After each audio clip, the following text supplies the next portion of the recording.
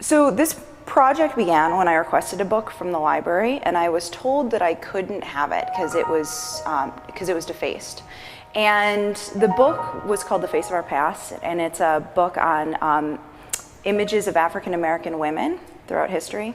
And I had been doing self-portraits, which is why I requested it, because I wanted to do research on the way that African American women had been depicted. And I thought that there would just be a few markings in the book. And then I realized that it was way more intensive than I had ever guessed. It was about a 260-page book, and 230 pages of it were covered.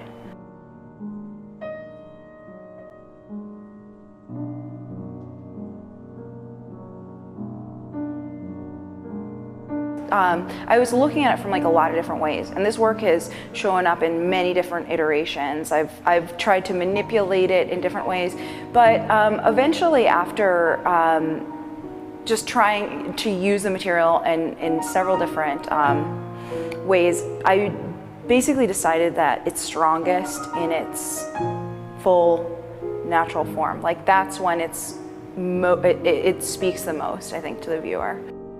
I compare it to the internet. A lot of people have compared it to bathroom stalls. Anywhere, any place where the writer can be anonymous. And I think that often anonymity brings, some would say, the truth out. Some might also say the worst of our nature. You know, people often think that racism is binary. It's like you're a racist or you're not a racist. However, I think it's more constructive to think of it as a spectrum.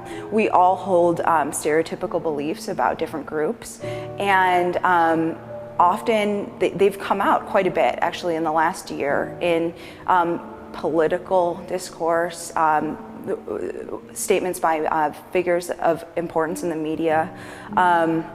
I mean, there have been dozens of incidents where people have, said something that they thought, that's not racist at all. And then it turns out that like people are very angry about it.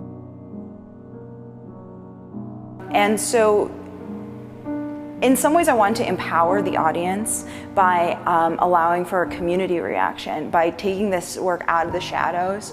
And while the way that it's set up, in some ways, it allows for like a semi-private viewing experience because of the way that it's hung.